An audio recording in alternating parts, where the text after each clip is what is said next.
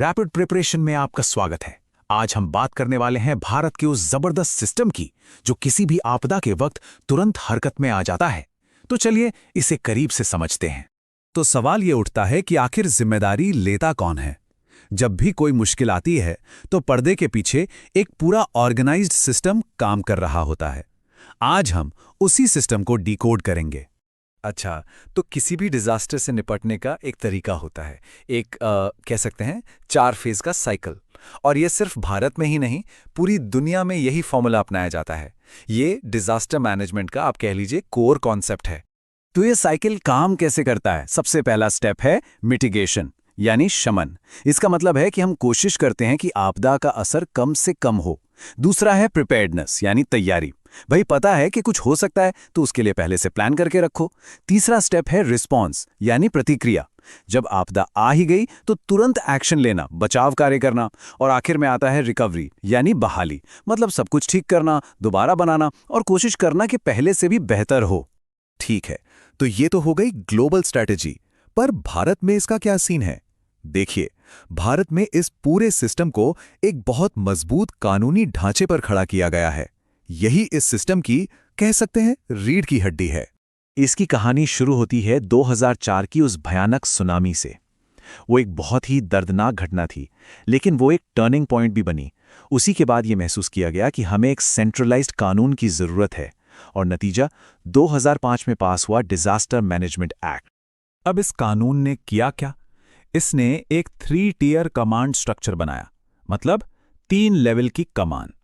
आप इसे इस पूरे सिस्टम का दिमाग समझ सकते हैं, जिसका काम है टॉप से लेके बॉटम तक सब कुछ कोऑर्डिनेट करना। सबसे टॉप पर लेवल 1 पर है NDMA, यानी नेशनल डिजास्टर मैनेजमेंट अथॉरिटी, और इसे हेड कौन करता है? खुद प्रधानमंत्री। यही वो बॉडी है जो पूरे देश के लिए पॉलिसी, प्लान और गाइडलाइंस तैयार करती है। मतलब ये सबसे बड़ी अथॉरिटी है। फिर आते हैं लेवल 2 पर, यानी स्टेट लेवल पर। यहां हर राज्य की अपनी SDMA, यानी स्टेट डिजास्टर मैनेजमेंट अथॉरिटी होती है, और इसके हेड होते हैं उस राज्य के मुख्यमंत्री। इनका काम है NDMA की पॉलिसीज को अपने राज्य में लागू करना और अपने स्टेट के हिसाब से रिस्पॉन्स को मैनेज करना।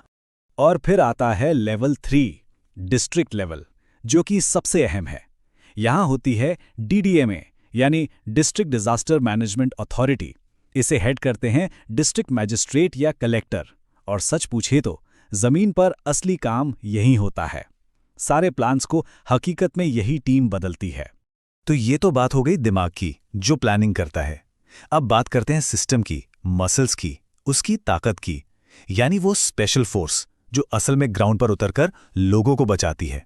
यहां पे 2 नाम आते हैं, NDRF और SDRF। इनमें फर्क समझना बहुत जरूरी है।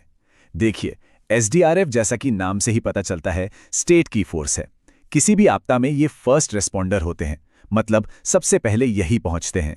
वहीं NDRF एक नेशनल लेवल की स्पेशलाइज्ड फोर्स है। जब मामला बड़ा या ज्यादा कॉम्प्लिकेटेड होता है तब इन्हें बुलाया जाता है, और इन दोनों का कोऑर्डिनेशन ही एक तेज और असरदार रेस्क्यू ऑपरेशन की गारंटी है।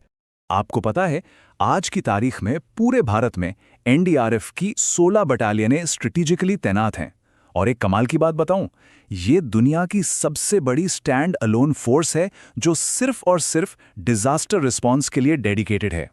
ये अपने आप में भारत की तैयारी का एक बहुत बड़ा सबूत है। और NDRF का मोटो देखिए, वो उनके काम की पूरी कहानी कह देता है, आपदा सेवा सदैव सर्वत्र, मतलब डिजास्टर सर्विस हमेशा और हर जगह। कितना पावरफुल मैसेज है ना? तो हमने कानून देख लिया, दिमाग को समझ लिया और मसल्स की बात भी कर ली। अब जरा बड़ी पिक्चर देखते हैं। ये सब मिलकर एक साथ कैसे काम करते हैं और कैसे भारत का ये सिस्टम ग्लोबल लेवल पर कनेक्ट होता है।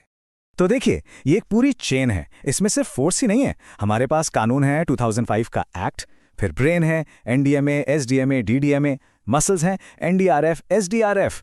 इनके अलावा एक्सपर्ट्स भी हैं, जैसे national institute of disaster management यानी NIDM, और सबसे जरूरी अर्ली वार्निंग सिस्टम्स, जैसे मौसम के लिए IMD और सुनामी के लिए INCOIS। ये सब मिलकर एक यूनिफाइड सिस्टम बनाते हैं। और हाँ, ये सिस्टम आइसोलेशन में काम नहीं करता। ये सेंडाई फ्रेमवर्क जैसे ग्लोबल इनिशिएटिव से भी जुड़ा है, जो दुनिया भर में डिजास्टर के रिस्क को कम करने के लिए बना है। तो ये तो हुई सरकार की तरफ से की गई जबरदस्त तैयारी, एक पूरा सिस्टम है जो काम कर रहा है। लेकिन यहाँ एक बड़ा सवाल उठता है कि इस शानदार सिस्टम के होते हुए भी एक समाज के तौर पर, एक कम्युनिटी के तौर पर हम अपनी तैयारी को और बेहतर बनाने में क्या भूमिका निभा सकते हैं। ये एक ऐसा सवाल है जो हम सबको खुद से पूछना चाहिए।